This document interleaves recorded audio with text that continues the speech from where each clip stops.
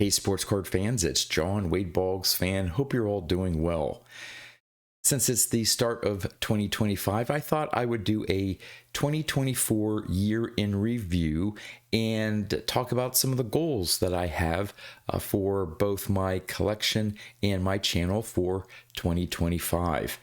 Now, rather than do some fancy PowerPoint presentation thing for this video, I'm just going to go off of some notes I jotted down about what I did last year and what some of the goals I have for this year. Now, last year I wanted to work on a few player runs, knowing that I may not complete all of them, but who knows, I may have had an opportunity to complete some of them. The first one was Thurman Munson. Now, I was able to complete the Thurman Munson Playing Days run. Of course, he doesn't have a whole lot of cards, 10 of them in his Playing Days run. I picked up the 3 that I needed to complete his run.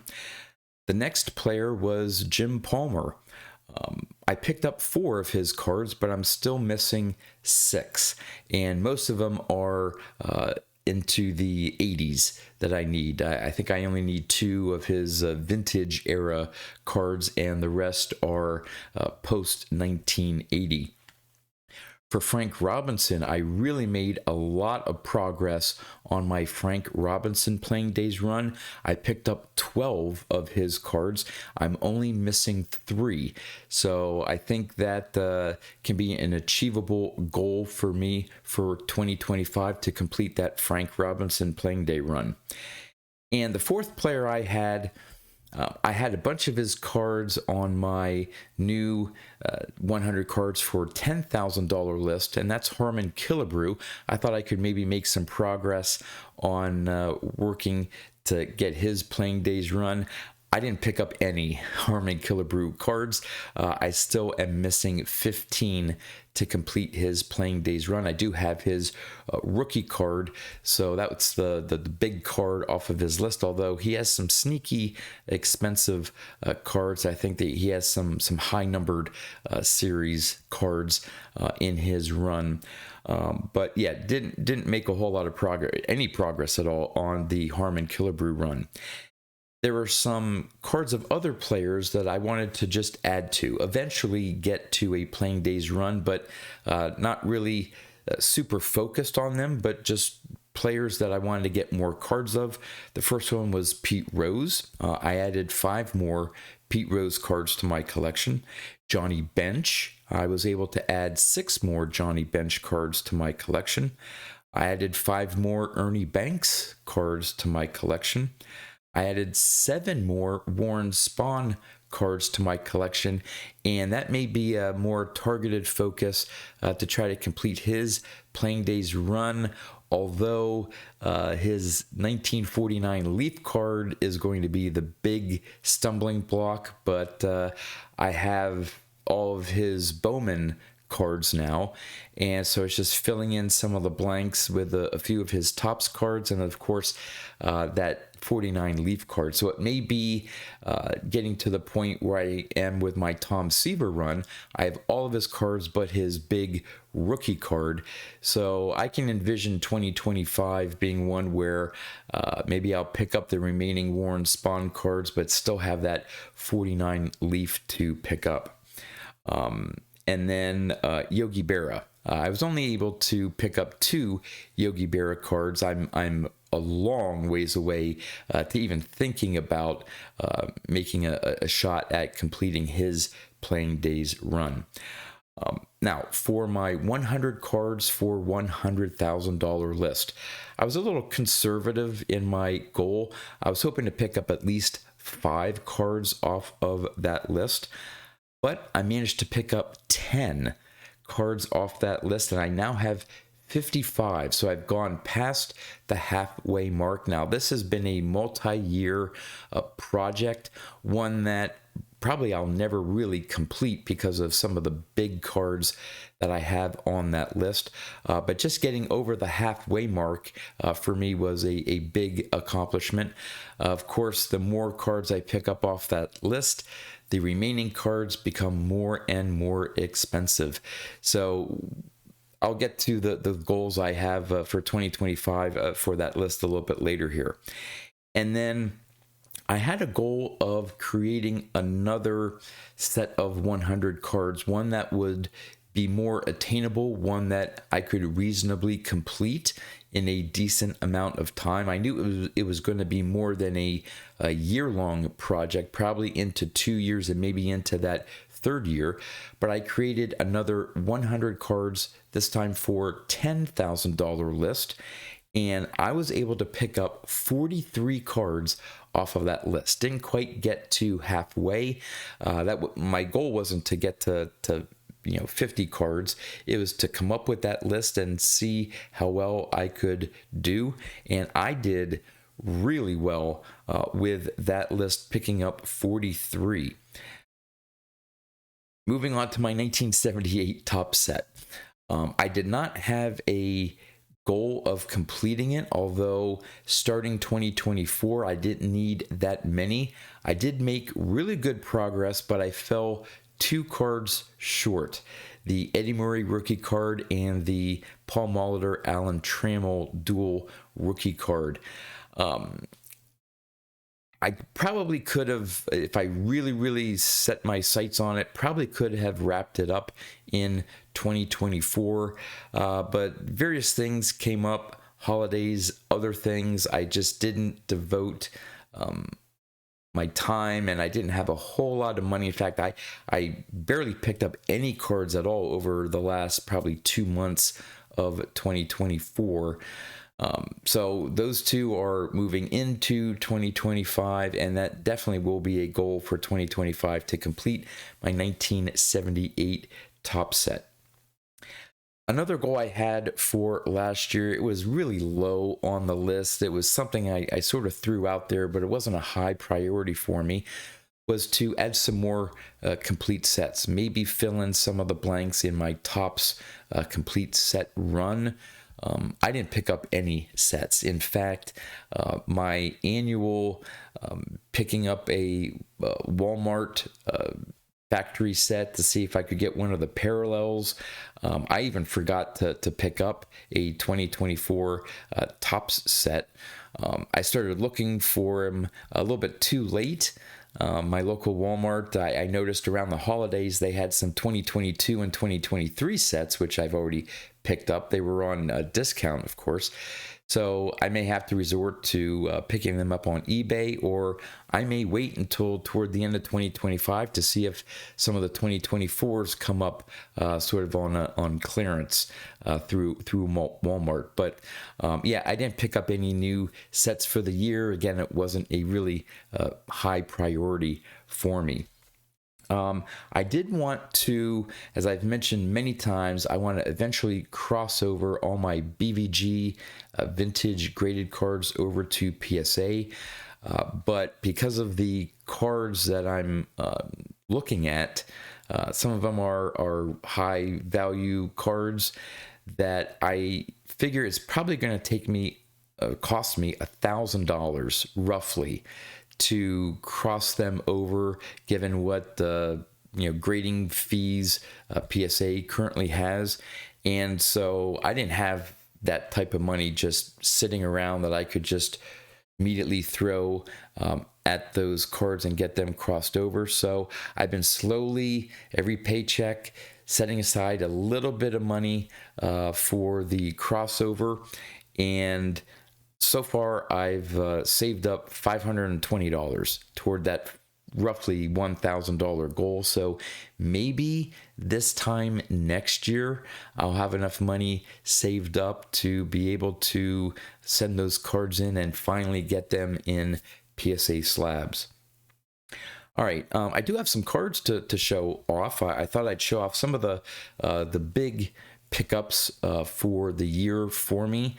Some of these aren't necessarily high dollar cards. These aren't the most expensive necessarily. There are some fairly expensive cards, but just ones that are sort of my highlights for the year. The first one here is my 1972 Topps Nolan Ryan. I think it's my favorite Nolan Ryan card. So happy to be able to pick this one up and just love the overall centering of it. The next, finally was able to pick up the Mike Schmidt rookie card. This was one of the 100 cards for $100,000 list. Really happy to pick that one up. That was a national pickup. I think all the remaining ones here are national pickups here. The other one, next one here is the 1950 Bowman Warren Spahn. This completed my Bowman run for Warren Spahn.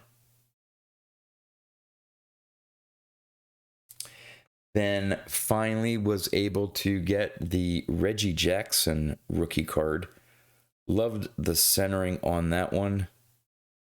That's a sharp looking card right there. Then another one that had been on my, I finally need to just buy because I keep talking about it. I finally got the Johnny Bench rookie card. So while I've had some really good nationals and some great pickups, I think in terms of some of the cards I was targeting and ones that I really, really wanted to add to my collection and really just check them off and say, I finally have them in my collection. This is probably the best year for me and the best national overall, but I've had some really, really great nationals. The next one here, just have a few more. The 1956 Topps Ted Williams. Great centering on that one. Then going toward my Hank Aaron Playing Days run, I picked up his second year 55 Topps. And finally, the big card for me for the year, the unexpected card for me for the year was, of course, the 1948 Bowman Stan Musial. Let's see if I can get that center focused here. The camera's not doing it justice here, but there you go. That may be a little bit better. That just has such great eye appeal for the grade. So happy that I was able to add this card. I didn't think I was going to be walking away from the National with this card, but so happy that it's now in my collection. So those were the goals and the results for 2024 for my hobby and my collection. Now about my YouTube channel and the YouTube community. I wanted to make new friends, add more contact information for a lot of you YouTubers. I think I was able to do that. It just seems that this community just every year just keeps growing and becomes even better.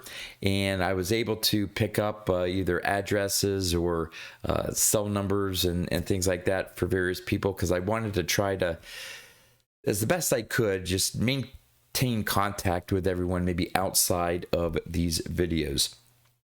So the next one, it wasn't really a goal. It wasn't a goal at all, actually, for my channel. But at the end of 2024, my channel hit a pretty big milestone. I reached 2,500 subscribers. So thank you to all of you. I know I keep saying this, but I really appreciate all of you who subscribe to my channel, but more importantly, watch my videos and comment on my videos. It really means a lot to me knowing that the content that I put out there, a lot of you enjoy. And again, you show that through the comments and the views. So I really appreciate all of you. It really makes me wanting to do more videos. I really enjoy doing these YouTube videos, and all the response that I get back from you just makes it even easier and makes me want to create more content. I wanted to do more collaborations on my channel or be guests on other channels. To some extent, I did that. I wish I could have done more. That's definitely a goal for 2025 when I get to those there. We did do Dawn and I, two guys, one hobby. We were on a bit of a hiatus for the last maybe couple months. Dawn was finishing his master's degree. You got the holidays. We had a couple guests that we had scheduling difficulties. So hopefully fairly soon here in 2025, we can continue to pick up doing those episodes. I really enjoy doing them with Dawn, and we've had some great guests on the channel.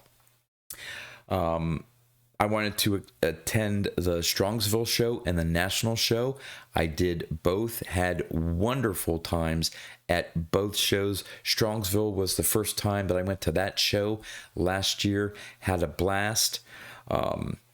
Next, I wanted to continue to reply to all the comments that are left on my videos, and I believe I've done so. It's maybe taken me a while to recognize a reply to my reply to your comment. In other words, sort of like those comment threads. If you know the YouTube studio, it's not always easy to be notified or find out when someone replied to your reply. And so, yeah, there may have been maybe a week or two or even more until I noticed that you replied, and hopefully I've done that. So I want to continue to do that. I wanted to create some recurring themed videos. I don't buy a lot of cards throughout the year, so I don't have a lot of pickup videos throughout the year. So my goal was to try to do some informative recurring videos throughout the year, and I completed my top 10 most valuable cards. I really enjoyed that series, taking a look at started off with just the top sets, then going into some Bowman, and then I even went further back, beyond 1948 Bowman, got into some 40s and 30s cards, even all the way back. I think I did one on the 1915 Cracker Jack set. I really enjoyed learning more about those sets and finding out which cards within that set are the most valuable.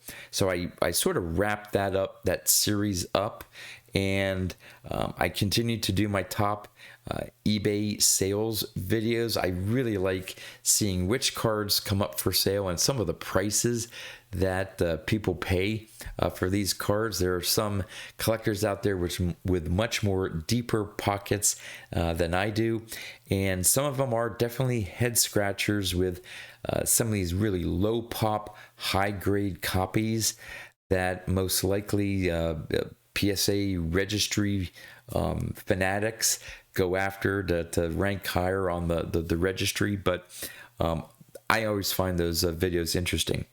And I started a new recurring series, and I'm getting some great feedback. Thank you to all of you who have been watching. I wanted to get beyond values of cards.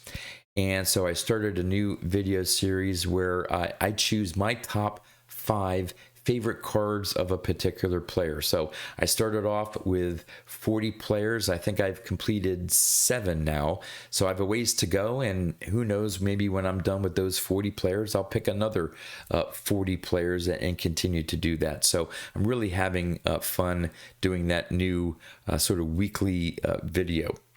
And then finally, my goal for last year was to have fun collecting and enjoy the hobby, and I definitely did that last year. I had a great time within the hobby and the YouTube community in 2024. All right, on to some of the goals here. I don't want this video to go too long here. But in terms of player runs for this year, I mentioned I was really, really close to the Frank Robinson run. I'm just 3 cards away. Would like to complete that. Would like to complete the Jim Palmer playing days run. And then this may be a stretch. We'll see how the National goes. But I would love to be able to complete my Hank Aaron playing days run. I am 4 cards short for my 100 cards for $100,000 list. As I mentioned, the remaining cards are becoming more and more expensive. So knowing that I picked up 10 last year. I'm going with 7. Again, trying to be a little conservative. I don't want to try to force myself to reach certain goals. I think 7 may be attainable. That would get me to 63 on that list, which I think would be really great. As for the 100 cards for $10,000 list, I picked up 43 last year. I think maybe if I'm able to maintain my hobby budget, maybe pick up another 40. Again, these are cards that for the most part are $100 or less. And in some cases, I can drop down a grade, maybe 2, and save some money and still get a really nice looking card. So I think maybe 40 is attainable. And that would get me to 83 cards on that list, which would mean maybe in 2026 I'd be able to complete that list and start a brand new 100 card list. And of course, get those last 2 cards that I need for my 1978 top set and finally put that to rest. Now, of course, with Dave Parker now being elected or voted to be into the Hall of Fame, I now have another card to add for my 1978 Topps Hall of Fame graded run. So I'll be looking to pick up a Dave Parker PSA graded copy. I would prefer, just because it's the 1978 Topps set, to get probably a PSA 8.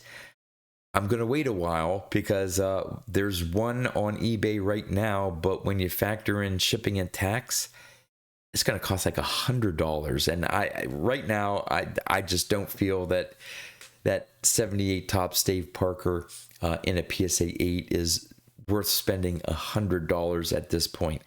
Now, I know there aren't a lot of graded copies out there to begin with, and which is part of the problem, but maybe as the year goes on, people will start submitting more copies, and there'll maybe be some more for sale, and we'll push the price down a little bit to something that's, to me, a little bit more reasonable. But yeah, now I am 1 card short from having the 78 Hall of Fame run in PSA graded copies. So I'll be looking out for that Dave Parker.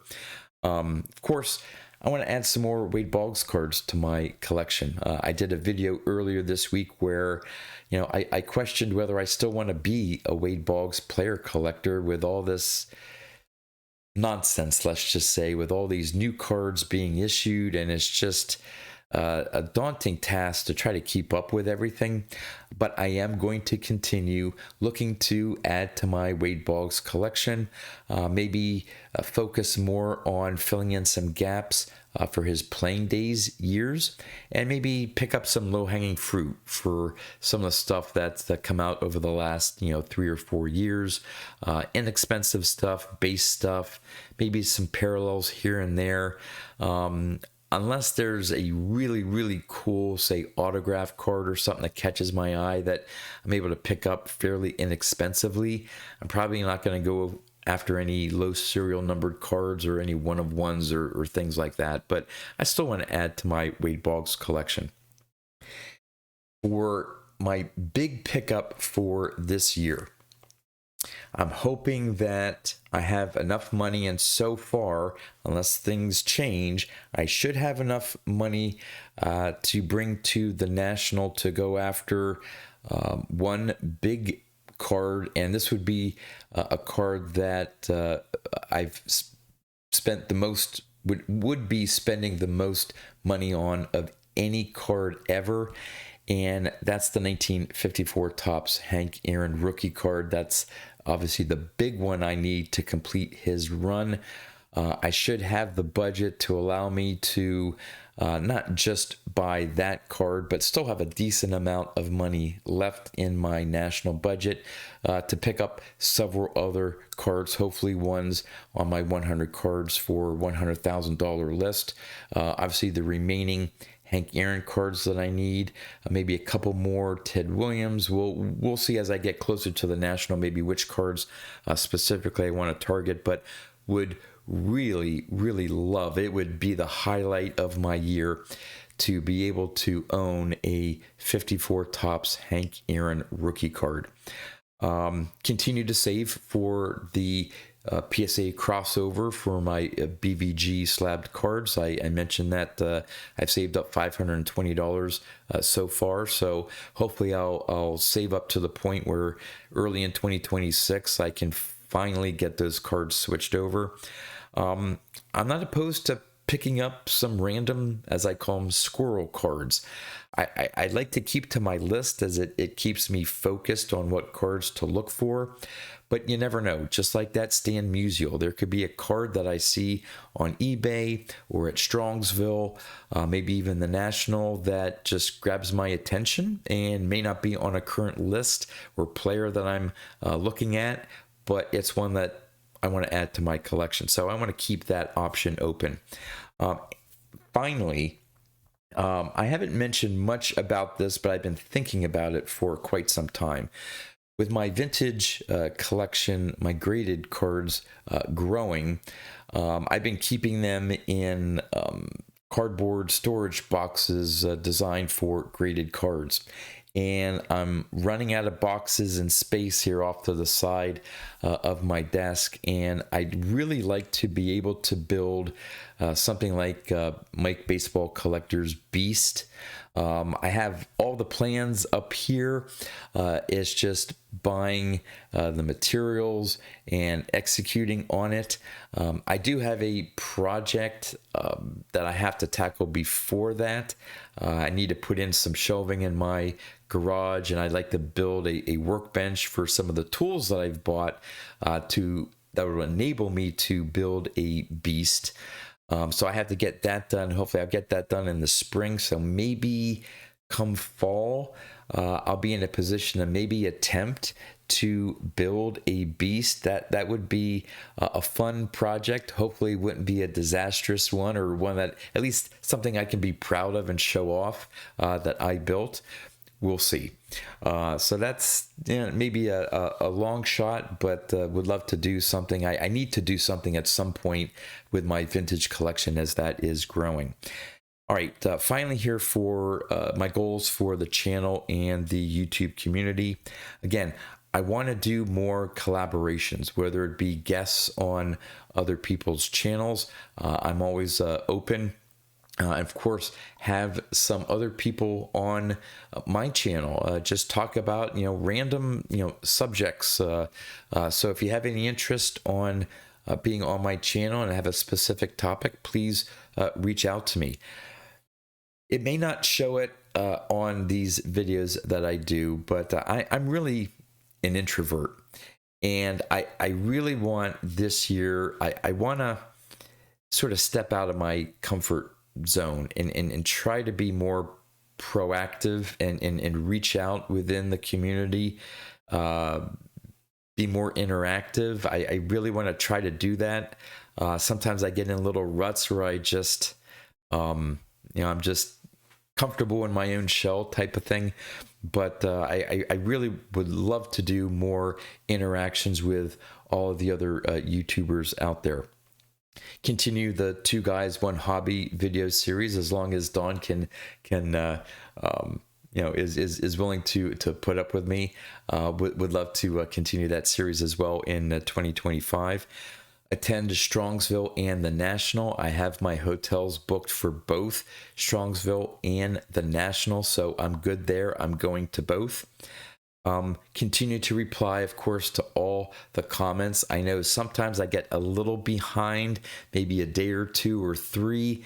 There was one point where there were several days that it took me to reply to certain comments, but I still got caught up. And my philosophy is, if you took the time to comment on my video, then I want to at least respond, and even if it's just a thank you, to let you know that I read your comment and I appreciate your comment.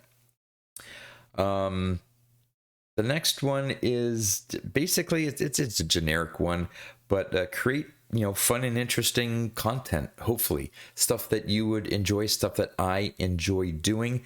That's the whole point of my channel, is to hopefully do interesting content that I find interesting and hopefully you find interesting as well.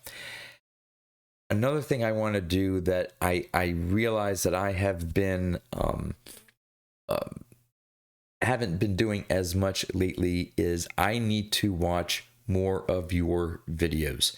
I know there's a lot of content out there and no one can watch everything that is out there, but I found myself, certain periods, maybe toward the end of 2024, where I just wasn't watching a whole lot of video content. I had a lot of things going on, not just with my channel, but with life, and sort of got behind on watching videos. And I know you take a lot of time in putting your videos and content out there, and I want to, again, be more interactive. I want to watch more and more of your videos. Of course, there's only a certain amount of time during the day to do that, but I really want to try to watch more of your content.